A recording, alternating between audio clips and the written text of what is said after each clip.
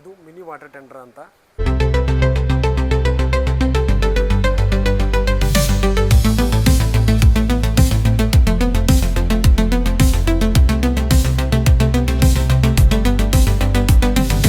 ಇದರಲ್ಲಿ 3500 litre water capacity ಇದೆ. ಈಗ ನಾವು ಇದನ್ನು ಎದಕ್ಕೆ ಯೂಸ್ ಮಾಡ್ತೀವಿ ಅಂದರೆ ಸಣ್ಣ ಸಣ್ಣ ಫೈರ್ ಕಾಲ್ಗಳಿಗೆ ನಾವು ಆಲ್ಮೋಸ್ಟ್ ಇದನ್ನು ಯೂಸ್ ಮಾಡೋದು. ಅಂದರೆ ಈಗ ಸಣ್ಣ ಕಿರಿದಾದಂಥ ದಾರಿ ಒಳಗೆ ನಮ್ಗೆ ನುಗ್ಗಿ ಹೋಗಲಿಕ್ಕೆ ಭಾಳನೇ ಅನುಕೂಲ ಇದೆ. ಬೆಂಗಳೂರು ಸಿಟಿ ಅಂತ ಈಗ ಸಿಟಿಗಳು ನಿಮಗೆ ಗೊತ್ತು ಯಾವ ರೀತಿ ಟ್ರಾಫಿಕ್ ಇರುತ್ತೆ ಅಂತ. ಆ ಸ್ಥಳಗಳಲ್ಲಿ ಕೂಡ ಇದು ಭಾಳ ಚೆನ್ನಾಗಿ ನಾವು ಮೂವ್ಮೆಂಟ್ ಮಾಡಿಕೊಂಡು ಒಳಗಡೆ ಹೋಗಿ ನಾವು ಫೈರ್ ಪುಟಪ್ಪನ್ನು ಮಾಡ್ಕೋಬೋದು. ನಮ್ಮ ಗಾಡಿ ಯಾವ ರೀತಿ ಇರುತ್ತಂತ ಈ ವಿಡಿಯೋದಲ್ಲಿ ಸಂಪೂರ್ಣವಾಗಿ ನಿಮ್ಗೆ ತೋರಿಸ್ತೀನಿ. ನಮ್ಮ ಗಾಡಿ ನೋಡೋಕ್ಕೆ ಒಂಥರ ಅಟ್ರಾಕ್ಟಿವ್, ಯಾಕಂದರೆ ರೆಡ್ ಕಲರ್ ಇದೆ. ಇದರಲ್ಲಿ ನನ್ನ ಕ್ವಶನ್ ಬಂದು ಇದು ರೆಡ್ ಕಲರ್ ಯಾಕೆ ಇರುತ್ತೆ ಅಂತ ಈ ಕಮೆಂಟ್ ಮೂಲಕ ತಿಳಿಸಿ. ಬಟ್ ನಾನು ಇದಕ್ಕೆ ಆನ್ಸರ್ ಇವಾಗಲೇ ಹೇಳ್ತೀನಿ. ಯಾಕೆ ಇರುತ್ತಂದ್ರೆ ರೆಡ್ ಕಲರ್ ಇದೊಂದು ಡೇಂಜರ್ ಸೈನ್ ಆಗಿರುತ್ತೆ. ಮತ್ತು ಇದರದ್ದು ವೇವ್ ಲೆಂತ್ ಆಫ್ ನಮ್ಗೆ ಕಣ್ಣಿಗೆ ಬೇಗನೆ ಕಾಣಿಸುತ್ತೆ. ಅತಿ ದೂರದಲ್ಲಿದ್ದರೂ ಕೂಡ ನಮಗೆ ಬೇಗನೆ ಅಟ್ರಾಕ್ಟಿವ್ ಆಗಿ, ಅಂದರೆ ಇದರ ತರಂಗಗಳು ಅತಿ ಹೆಚ್ಚಿಗೆ ಇರೋದ್ರಿಂದ ಇದು ನಮ್ಮ ಕಣ್ಣಿಗೆ ಜಲ್ದಿಯಾಗಿ ಗೋಚರಣೆ ಆಗುತ್ತೆ ಅಂತ ಹೇಳಿ ಈ ಕಲರ್ ಇಟ್ಟಿರೋದು. ಇದು ಯಾವ ರೀತಿ ನಮ್ಮ ಕರ್ನಾಟಕ ಫೈರ್ ಸರ್ವಿಸ್ನ ಇದು ಮಿನಿ ವಾಟರ್ ಟೆಂಡರ್ ಇದು ಯಾವ ರೀತಿ ಇದೆ ಅಂತ ತೋರಿಸ್ತೀನಿ ನೋಡಿ. ಫಸ್ಟಿಗೆ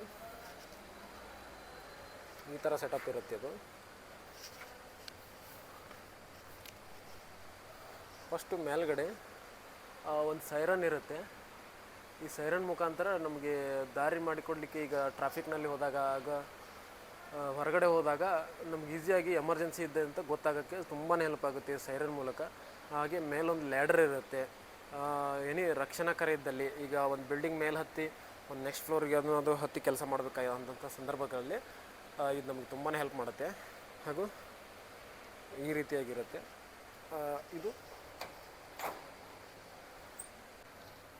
ಇದು ಮಿನಿ ವಾಟರ್ ಟೆಂಡರ್ನ ಕ್ರೂ ಕ್ಯಾಬಿನ್ ಅಂತ. ಇದರಲ್ಲಿ ಯಾವ್ಯಾವ ರೀತಿ ಯಾರ್ಯಾರಿಗೆಲ್ಲ ಸೀಟ್ಗಳು ಅರೇಂಜ್ ಆಗಿದೆ ಅಂತ ತೋರಿಸ್ತೀನಿ. ಅದು ಡ್ರೈವರ್ ಸೀಟು.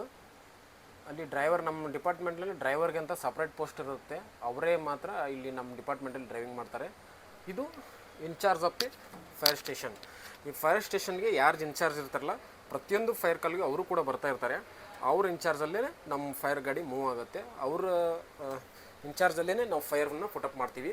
ಹಾಗೆ ಇಲ್ಲೊಂದು ಕ್ರೂ ಕ್ಯಾಬಿನ್ ಅಂತ ಇರುತ್ತೆ. ಇಲ್ಲಿ ಹಿಂದ್ಗಡೆ ಮೆನ್ನು, ಲೀಡ್ರ್ ಹಾಗೂ ಇನ್ನುಳಿದ ಸಿಬ್ಬಂದಿಗಳು ಕೂಡ ಕುಂದ್ರಕ್ಕೆ ಇಲ್ಲಿ ಅವಕಾಶ ಇರುತ್ತೆ. ಇನ್ನು ಗಾಡಿಯಲ್ಲಿ ಏನೇನೆಲ್ಲ ಎಕ್ವಿಪ್ಮೆಂಟ್ಸ್ಗಳನ್ನ ನಾವು ಇಟ್ಕೊಂಡು ಫೈರ್ ಕಾಲ್ಗೆ ಮೂವ್ ಆಫ್ ಆಗ್ತೀವಿ ಅಂತ ತೋರಿಸ್ತೀನಿ. ಯಾವ ರೀತಿ ನಮ್ಮ ಕ್ಯಾಬಿನ್ಗಳಲ್ಲಿ ಏನೇನೆಲ್ಲ ಇರುತ್ತೆ ಬನ್ನಿ ನೋಡೋಣ. ಈ ಥರ ನಮ್ಗೆ ಫೈರ್ ಕಾಲಲ್ಲಿ ನಮ್ಗೆ ಏನೇನೆಲ್ಲ ಎಕ್ವಿಪ್ಮೆಂಟ್ಸ್ ಬೇಕಾಗುತ್ತೋ ಅವೆಲ್ಲವೂ ಇದರಲ್ಲಿ ನಮಗೆ ಸಿಗುತ್ತೆ. ಇದು ಮಿನಿ ವಾಟರ್ ಟೆಂಡರ್ ಆಗಿರೋದ್ರಿಂದ ಇದರಲ್ಲಿ ಅತಿ ಕಡಿಮೆ ಪ್ರಮಾಣದ ನಮ್ಗೆ ಎಕ್ವಿಪ್ಮೆಂಟ್ಸ್ಗಳು ಸಿಗುತ್ತೆ. ಯಾಕಂದರೆ ಸಣ್ಣ ಫೈರ್ ಕಾಲ್ಗಳಿಗೆ ನಾವು ಅಷ್ಟೊಂದೂ ಹೆಚ್ಚಿಗೆ ಬೇಕಾದಂಥ ಏನು ಸಂದರ್ಭ ಇರಲ್ಲ. ಏನೇನು ಇರುತ್ತೆ ಅಂತ ನೋಡಿ ಪರಿಚಯ ಮಾಡಿಸ್ತೀನಿ. ಇಲ್ಲಿ ಬ್ರ್ಯಾಂಚಸ್ಗಳಿರುತ್ತೆ. ಇವು ಬ್ರ್ಯಾಂಚಸ್ಗಳಂತ ಅಂದರೆ ನಾವು ಡಿಫ್ರೆಂಟ್ ಟೈಪ್ಸ್ ಆಫ್ ಫೈರ್ ಕಾಲ್ಗೆ ನಾವು ಡಿಫ್ರೆಂಟ್ ಟೈಪ್ಸ್ ಆಫ್ ಬ್ರ್ಯಾಂಚಸ್ಗಳನ್ನ ಯೂಸ್ ಮಾಡ್ತೀವಿ. ಇದು ಫೋಮ್ ಮೇಕಿಂಗ್ ಬ್ರ್ಯಾಂಚ್ ಅಂತ. ಆಯಿಲ್ ಫೈರ್ಸ್ ಆದಾಗ ಈ ರೀತಿಯಾದಂಥ ಬ್ರ್ಯಾಂಚ್ಗಳನ್ನ ಯೂಸ್ ಮಾಡ್ತೀವಿ. ನಾರ್ಮಲ್ ಫೈರ್ ಆದಾಗ ಈ ರೀತಿಯಾದಂಥ ಬ್ರ್ಯಾಂಚ್ಗಳನ್ನ ಯೂಸ್ ಮಾಡ್ತೀವಿ. ಸ್ಪ್ರೇ ಮುಖಾಂತರ ಕೊಡೋದಾದರೆ ಈ ಥರ ಬ್ರ್ಯಾಂಚಸ್ಗಳನ್ನ ಯೂಸ್ ಮಾಡ್ತೀವಿ. ಹಾಗೆ ಇಲ್ಲಿ ನೋಡಿ ಲೈಫ್ ಬಾಯ್ ಇದೆ. ಈಗ ನೀರಲ್ಲಿ ಏನಾದರೂ ರಕ್ಷಣೆ ಮಾಡೋಂಥ ಸಂದರ್ಭದಲ್ಲಿ ನಾವು ರಕ್ಷಣೆ ಮಾಡೋಕ್ಕೆ, ಹಾಗೂ ಈಗ ರಕ್ಷಣೆ ಮಾಡ್ತಕ್ಕಂಥ ವ್ಯಕ್ತಿಗಳಿಗೆ ಕೂಡ ಲೈಫ್ ಬಾಯ್ ಹಾಕಿಬಿಟ್ಟು ಕೆಲಸ ಮಾಡ್ತೀವಿ. ಲೈಫ್ ಜಾಕೆಟ್ ಅಂತ ಬರುತ್ತೆ, ಪ್ರಾಕ್ಸಿಮಿಟಿ ಸೂಟ್ ಇರುತ್ತೆ, ಹಾಗೂ BA ಸೆಟ್ ಇರುತ್ತೆ. ಈಗ ಹೊಗೆ ತುಂಬಿದ ಕೊಠಡಿಗಳಲ್ಲಿ ನಮ್ಗೆ ವರ್ಕ್ ಮಾಡಬೇಕಾದ್ರೆ ಹೊಗೆಯನ್ನು ಕುಡಿದ್ಬಿಟ್ಟು ನಮಗೆ ವರ್ಕ್ ಮಾಡೋಕ್ಕಾಗಲ್ಲ. ಆ ಸಂದರ್ಭದಲ್ಲಿ ನಮ್ಗೆ ಆಕ್ಸಿಜನ್ ಸಿಗದೇ ಇರತಕ್ಕಂಥ ಸಂದರ್ಭದಲ್ಲಿ ನಾವು BA ಸೆಟ್ಗಳನ್ನ ಯೂಸ್ ಮಾಡಿ ಕೂಡ ನಾವು ವರ್ಕ್ ಮಾಡ್ತೀವಿ. ಇದು ಎಸ್ಟಿಂಗ್ವಿಷರ್ಸ್ ಬಗ್ಗೆ ನಿಮ್ಗೆ ಗೊತ್ತೇ ಇದೆ. ಇದು CO2 ಎಸ್ಟಿಂಗ್ವಿಷರ್ಸು. ಇದು BA ಸಿಲಿಂಡರು. ಇದು ಫೋಮ್ ಅಂತ ಇದೇ ಹೇಳಿದೆ ನಿಮಗೆ. ಇದು ಫೋಮ್ ಮೇಕಿಂಗ್ ಬ್ರ್ಯಾಂಚ್. ಈ ಫೋಮ್ ಜನ್ರೇಟರ್ ಆಗಬೇಕಾದ್ರೆ ಈ ಫೋಮ್ ಸೊಲ್ಯೂಷನ್ ಬೇಕಾಗುತ್ತೆ. ಇದರಲ್ಲಿ A3F ಸೊಲ್ಯೂಷನ್ ಇರುತ್ತೆ. ಅದರ ಮುಖಾಂತರ ವಾಟರ್ ಪ್ಲಸ್ ಈ ಫೋಮು A3F ಸೊಲ್ಯೂಷನ್ ಕೂಡಿ ನಮಗೆ ಫೋಮ್ ಜನ್ರೇಟ್ ಆಗುತ್ತೆ. ಇಷ್ಟು ಇದರಲ್ಲಿ ಈ ಗಾಡಿಯಲ್ಲಿ ಇರ್ತಕ್ಕಂಥ ಇಕ್ವಿಪ್ಮೆಂಟ್ಸು. ಇನ್ನು ಮೇನ್ಲಿ ಆಗಿ ಈ ಗಾಡಿಯಲ್ಲಿ ನಮಗೆ ಫೈರ್ಗಳಿಗೆ ಹೆಲ್ಪ್ ಮಾಡೋಕ್ಕೆ ಯಾವ ರೀತಿ ನಮಗೆ ಫೈರ್ ಕಾಲ್ಗಳಲ್ಲಿ ಹೋದಾಗ ಮೇನಾಗಿ ಯೂಸ್ ಆಗೋದು ಇವಕ್ಕೆ ಹೋಸಸ್ ಅಂತ ಕರಿತೀವಿ. ಇದನ್ನು ಕನೆಕ್ಟ್ ಮಾಡಿ ನಾವು ಫೈರ್ ಆದಂಥ ಜಾಗಗಳವರೆಗೂ ನೀರನ್ನು ಸಾಗಿಸೋಕ್ಕೆ ಈ ಹೋಸ್ಗಳು ತುಂಬಾ ಹೆಲ್ಪ್ ಮಾಡುತ್ತೆ. ಇದರ ಮೂಲಕವೇ ನಾವು ಇಲ್ಲಿಂದ ಫೈರ್ ಆದಂಥ ಜಾಗಗಳಿಗೆ ಬ್ರ್ಯಾಂಚನ್ನು ಹಾಕ್ಕೊಂಡು ನೀರನ್ನು ಹೊಡಿತೀವಿ. ಇದೇ ನಮ್ಮದು ಪಂಪ್ ಸೆಟಪ್ ಇರುತ್ತೆ. ಈ ರೀತಿಯಾಗಿ ಇದು ಪಂಪ್ ಸೆಟಪ್. ಇದು ಸೆಂಟ್ರಿಫ್ಯೂಗಲ್ ಪಂಪ್ ಅಂತಾರೆ ಇದಕ್ಕೆ.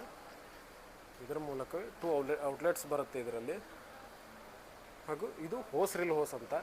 ಈಗ ಸಣ್ಣ ಫೈರ್ ಆಗಿರುತ್ತೆ, ಅತಿ ದೊಡ್ಡ ಮಟ್ಟದಲ್ಲಿ ಏನಾಗಿರಲ್ಲ, ಸಣ್ಣ ಮಟ್ಟದಲ್ಲಿ ಈಗ ಕಾಡು ಫೈರ್ ಆಗಿರ್ಬೋದು, ಹುಲ್ಲುಗಾವಲುಗಳಿಗೆ ಫೈರ್ ಆಗಿರುತ್ತೆ. ಅಂಥ ಸಂದರ್ಭದಲ್ಲಿ ಹೋಸ್ ರಿಲ್ ಹೋಸ್ಗಳನ್ನ ಯೂಸ್ ಮಾಡಿಕೊಂಡು ನಾವು ಫೈರ್ ಪುಟಪ್ ಮಾಡ್ತೀವಿ. ಇದು ಔಟ್ಲೆಟ್. ಇದು 2 ಡೆಲಿವರಿ ಇರೋದರಿಂದ ಎರಡನ್ನು ಹೋಸ್ಗಳನ್ನ ಕನೆಕ್ಟ್ ಮಾಡಿಬಿಟ್ಟು ನಾವು 2 ವೇನಲ್ಲಿ ತೊಗೊಂಡು ಹೋಗ್ಬಿಟ್ಟು 2 ಬ್ರಾಂಚ್ಗಳನ್ನ ಹಾಕೊಂಡ್ಬಿಟ್ಟು 2 ಜಾಗದಲ್ಲಿ ನಾವು ಫೈರ್ ಪುಟಪ್ನ ಮಾಡ್ಕೋಬೋದು ಎಟ್ ಎ ಟೈಮ್.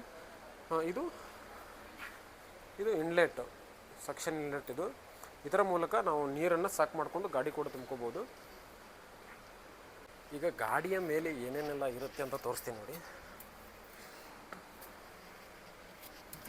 ಇದು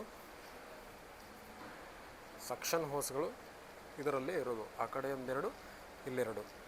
ಅಂದರೆ ಇನ್ನು ನಾವು ಈಗ ಸೋರ್ಸಸ್ ಆಫ್ ಲೇಕು, ಏನು ಬಾವಿ ಆಗಿರ್ಬೋದು, ಆ ಥರ ನಮ್ಗೆ ಜಾಗಗಳು ಸಿಕ್ಕಾಗ ನಾವು ಅಲ್ಲಿ ಕನೆಕ್ಟ್ ಮಾಡ್ಕೊಂಡ್ಬಿಟ್ಟು ನೀರನ್ನು ಸಾಕ್ ಮಾಡ್ತೀವಿ. ಅಂಥ ಸಂದರ್ಭದಲ್ಲಿ ಇದ್ರ ಮೇಲೆ ಯಾವ ರೀತಿ ಸೆಟಪ್ ಇರುತ್ತೆ ಅಂದರೆ, ಇದು ಲ್ಯಾಡರ್. ಈಗ ಒಂದು ಬಿಲ್ಡಿಂಗಿಂದ ಮತ್ತೊಂದು ಬಿಲ್ಡಿಂಗ್ಗೆ ಹೋಗಲಿಕ್ಕೆ, ಹಾಗೂ ಸೆಕೆಂಡ್ ಫ್ಲೋರಲ್ಲಿ ಏನಾದರೂ ಫೈರ್ ಆಗಿದ್ದರೆ ನಾವು ಇದನ್ನು ಹಾಕಿಬಿಟ್ಟು ಮೇಲತ್ತಿ ಹೋಗ್ತೀವಿ. ಆ ರೀತಿಯಾಗಿ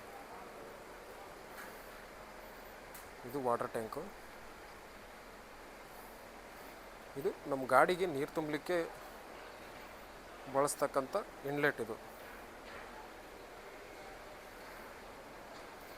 ಫ್ರಂಟ್ ಈ ರೀತಿ ಇರುತ್ತೆ.